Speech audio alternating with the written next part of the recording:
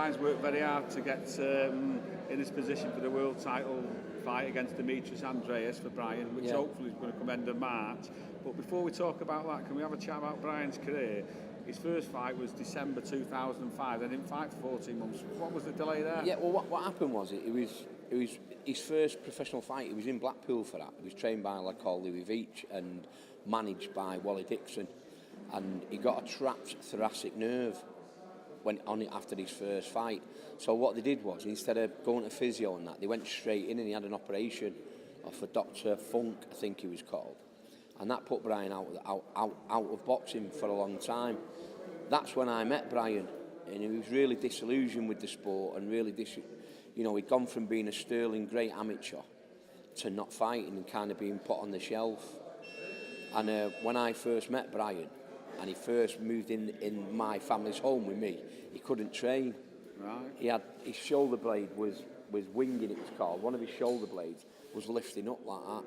So before he even trained with Brian Rose, he was living at the house, I had to take him to Stuart Cosgrove's and get all his physio done to get him ready to go training. Right, so the first fight, he wasn't with you. No. After that, when he come back in 2007, I think he had 6 fights. I think it was Ernie Smith, his first one. Yeah, I'm just looking at it, Ernie Smith and usual suspects, Davy Kirk, Tony Randall, Justin Barnes, who got a stoppage. Tell us about that one. Yeah, well, Justin Barnes was one of them kids who was a legend in his own lunchtime, wasn't he? He was a Liverpool kid who'd moved to Holland, and he was telling Brian what he was going to do to him and what he wasn't going to do, all that internet stuff, do you know what I mean? And it was a funny story, really, because as we was waiting at the Robin Park Arena in Wigan to go out for the fight, we're waiting and he's in front of us and his music come on and he started jumping about and he kicked our bucket over with all the ice and everything all over, and he really lost his temper, Brian, and he went out and stopped him, didn't he? Right, so that was his first stoppage. Yeah. Then it was a point draw with Lee Noble, and he had another stoppage against Sean Farmer. I think there's a little bit of needle in that. Yeah, there was. Yeah, I mean, that was the same kind of thing. Sean Farmer was saying what he was going to do and what he wasn't going to do. And Sean Farmer was another Liverpool kid, but this time was living in Sunderland. And he came down. I remember that fight. I think it was the warm-up show before one of Ricky's fights. You know, what went over to America. Right. And it got that late that Sean Farmer's trainer came in to me and said, they're going to cancel the fight, but we're still going to get paid. And Brian didn't want that. He went, no, I don't want that. Do you know what I mean? Anyway, Brian went out and stopped him as well. Right. It seems when they get Brian's back up, he goes out and stops him, doesn't it? Well, the fight after was the draw against Manucci Solari. Yeah.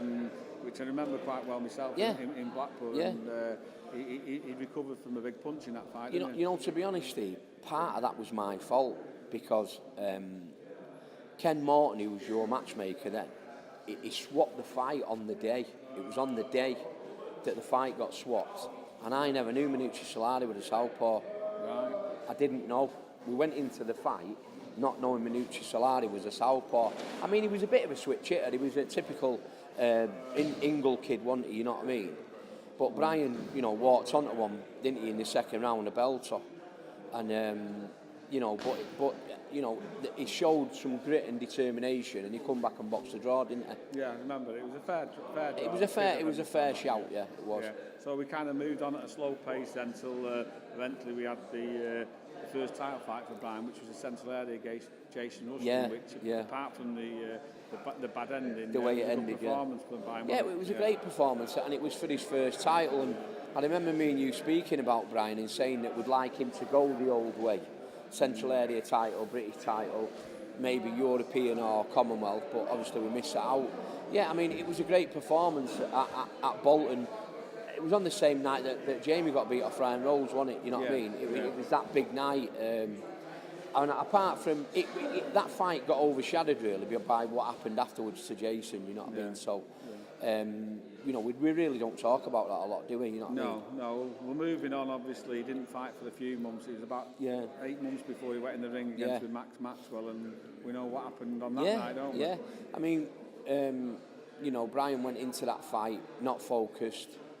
His mind was on the Jason Rushton thing, and the thing with the Jason Rushton thing, it affected Brian a lot, and it affected me and you. I remember when we all went down to the hospital, it affected us all, but Brian a little bit more, because every Saturday morning Brian was getting a text off Jason Rushton's girlfriend telling him how bad it was.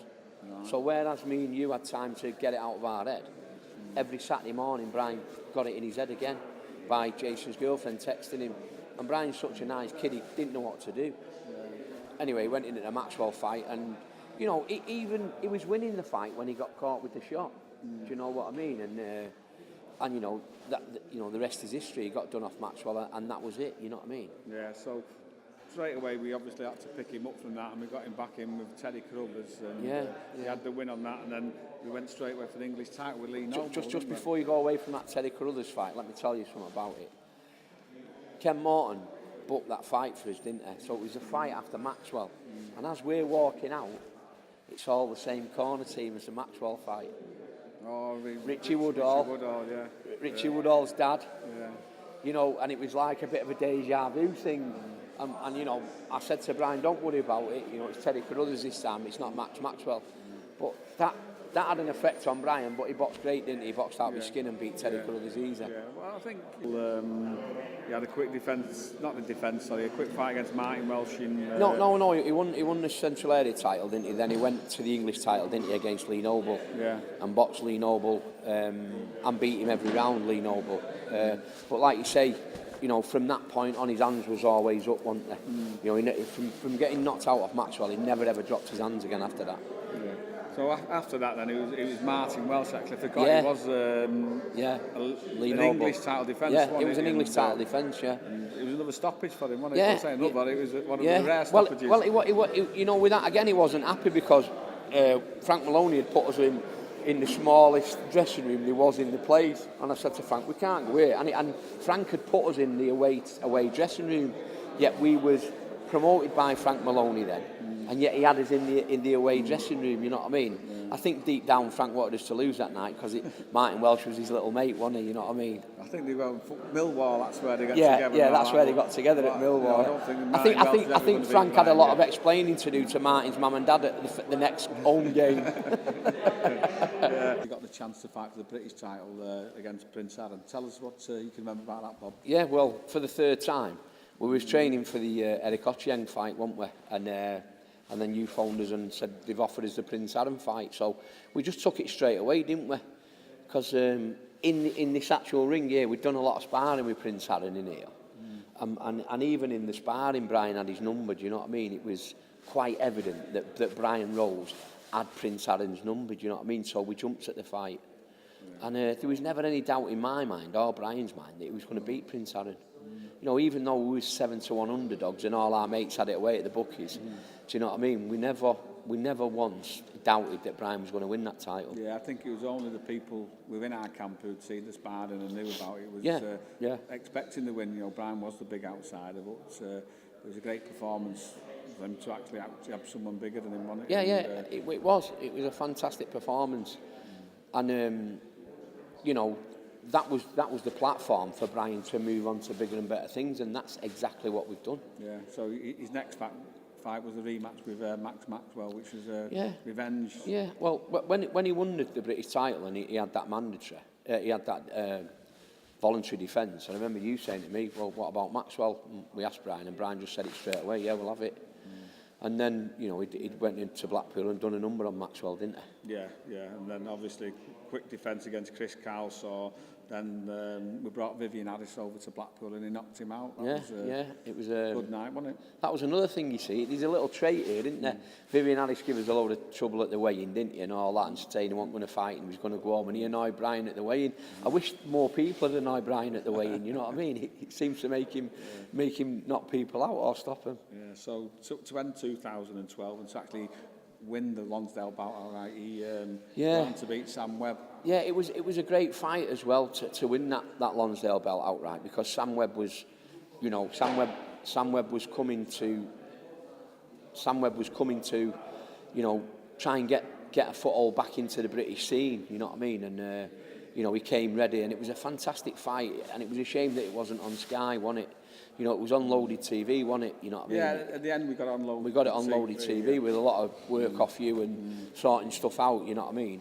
Yeah. But we can't complain. It was on the TV and we got there, didn't we? Well, at the time it was our 2012. Even though if you look at the records there with the wins he got, he was good for Brian. But we went through a bad time where a British champion couldn't even get on TV. So we had to do it on a shoestring on our own shows. But we brought him through. And 2013 coming to an end now, had a fantastic year. Signed with Eddie Hearns and Matchroom, and he's had 3 wins against good foreign opponents. Yeah, and out of them 3 wins, even though Brian's, they say that everybody says, oh, Brian Rose won't do this, won't do that. It seems to happen a lot.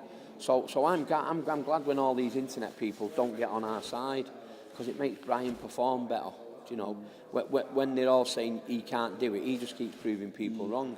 3 times they've said it. They said it with Prince Allen, he won't win. They said it with Sam Webb, he won't win. And they said it with Javier Maciel, he won't win. And 3 times he's proved them wrong. There's a lot more of Brian Rose to come. We still haven't seen the best of him yet. Yeah. What we did see in the Maciel fight was him having to dig deep, taking a good lot of punishment, but coming straight back from it. And I think people didn't expect that for Brian, even though people close to him knew that he would do when he needed to. We've always known that he's had that toughness and that. Andy Sumner, his amateur coach, told me a long time ago that he's got a lot of hidden talents, Brian, and that's one of them. He's a real tough, solid, rugged kid. Such a nice kid outside the ring that you wouldn't think that of him, you know what I mean? But, he had to prove that night against Maciel that he could get in the trenches. And after the fight, for me, it was a great thing because Brian knows he can do it, and I knew he could do it, but now I 100% know he can do it. And Brian's confidence after that fight is so much higher, and he feels like he is ready to take that world title. Right. And what about his nose and him not looking so pretty now? Well, is he okay with that? Yeah, he's got some makeup. No, he's all right with that. A little bit of filler and all that. It looks all right, doesn't it? But yeah, he's quite all right with it. He quite enjoyed it. Like I know it sounds silly, but having an hard fight and having a couple of stitches, people could actually see that. He can get in the trenches and he can dig deep and he can grind a win out when you've got to. Right. But he's got to have them fights because the fights what we're going to have are going to be like that, aren't they? Yeah, they're going to get harder. They're going to get harder. There's one thing about moving up in class, the fights get harder, don't they? Yeah, and obviously where we're getting to now, he's got the world title fight to be arranged yet, but it's going to happen. The WBO sent out the letters, so it's in negotiation now before it goes to purse bid. What's your thoughts on the Demetrius Andrade fight? Yeah, well, look, Demetrius Andrade is he's a slippery southpaw and he's been an Olympian and he's got good feet and he kind of knows what he's doing. But Brian Rose has got a great boxing brain, and Brian proves that he can box towards us like after the last fight. And between us, with the team we've got round us and with Brian doing the job, between us, there's no doubt in my mind that Brian Rose is going to come back with that world title. Right, okay. Thanks for your time, Bob. No worries, Steve. Chat's great.